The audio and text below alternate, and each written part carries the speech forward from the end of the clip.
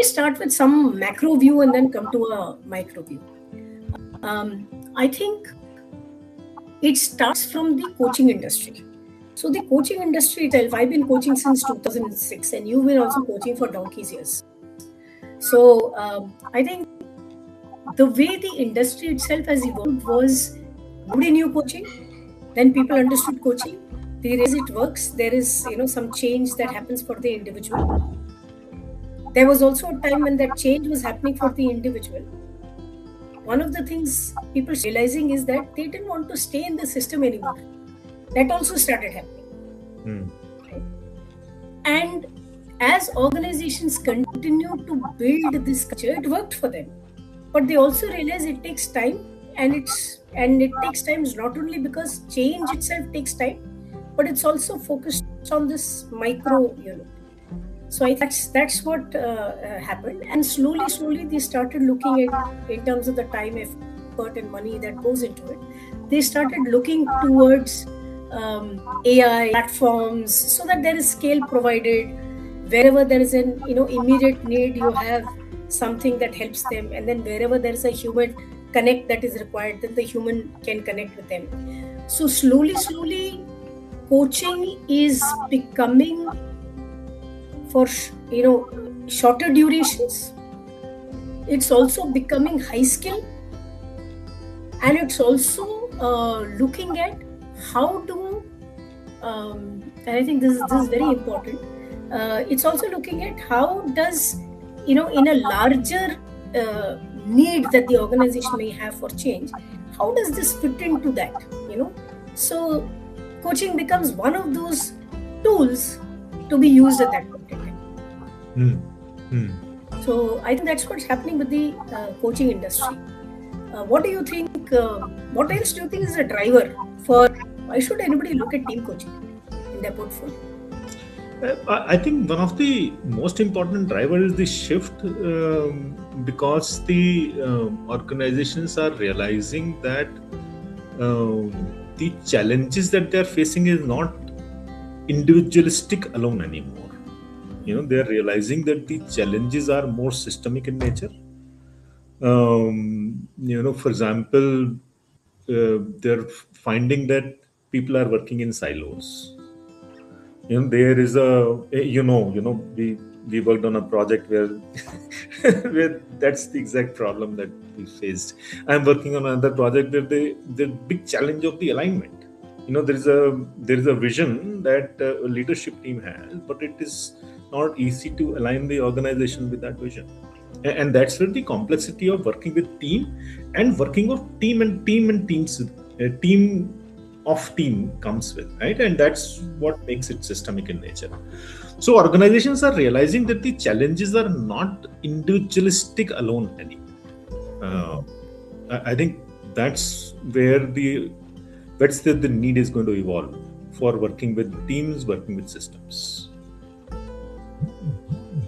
And just to support that point of view, if you could to just look at the McKinsey report on state of organizations, and just any other report that you take, which has been published end of 2025 and beginning of 2026, all the focus has been on what's happening in the world around. So whether it's technology disruptions, we ourselves are thinking of how to integrate AI into what we do. Similarly, whether they are looking at economic and geopolitical disruptions, or they are looking at workforce disruptions itself.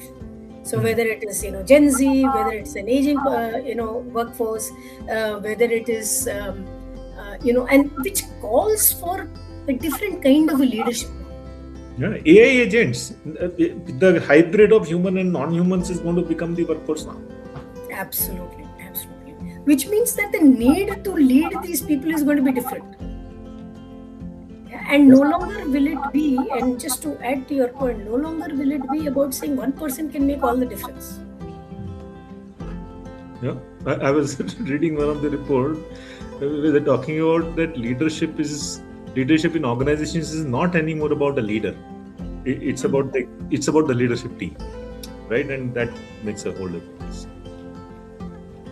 Yeah. Can I just add one point to that?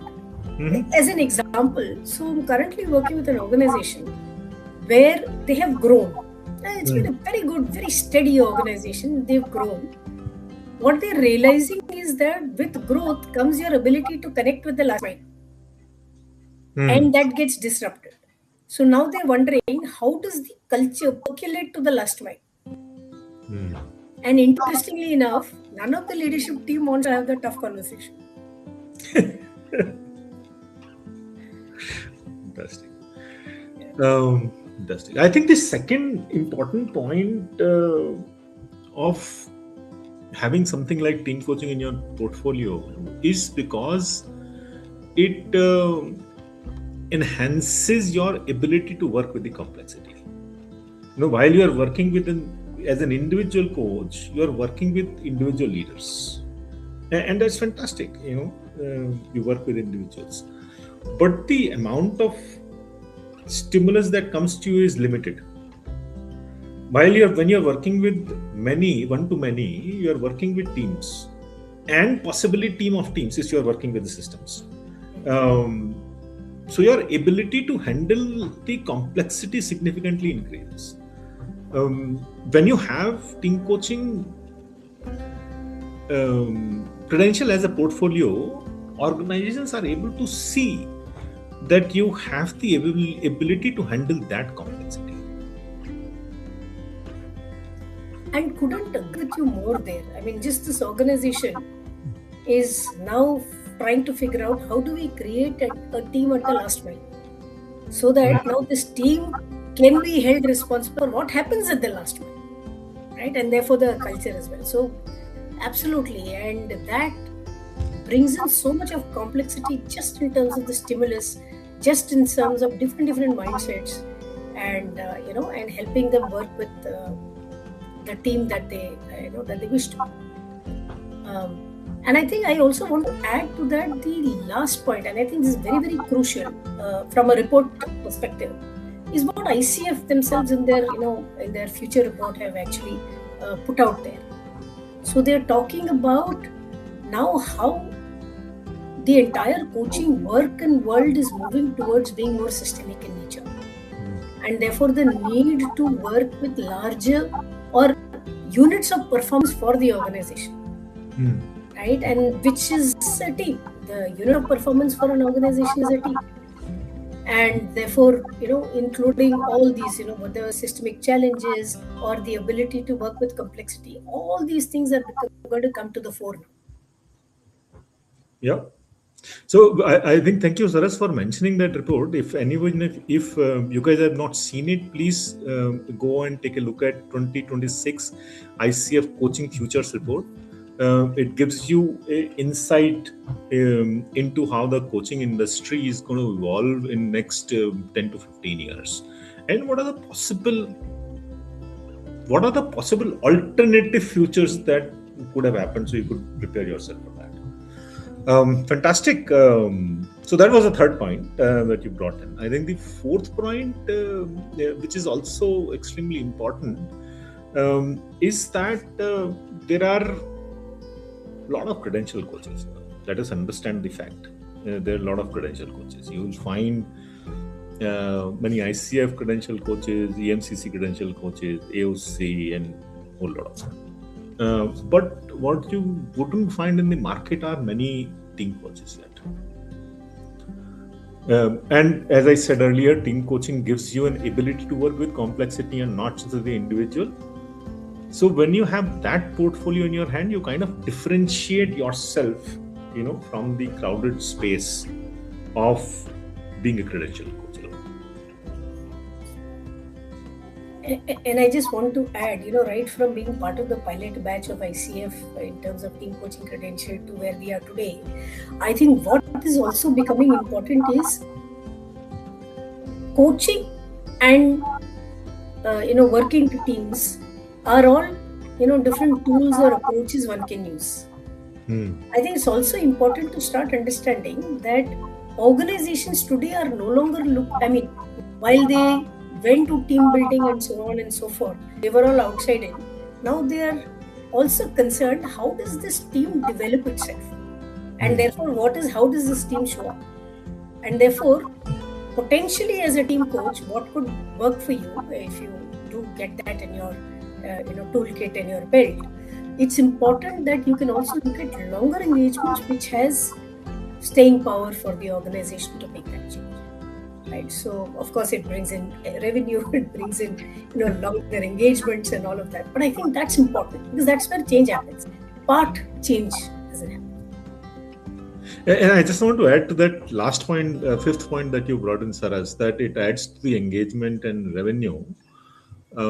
Because your individual engagements are smaller, team engagements are really larger and with many people. But it also helps the organization to optimize the investments.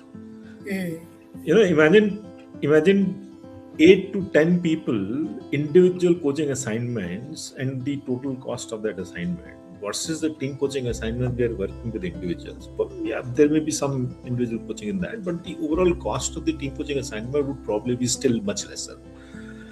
And organization potentially is looking at the outcome of the team, the performance of team to be optimized.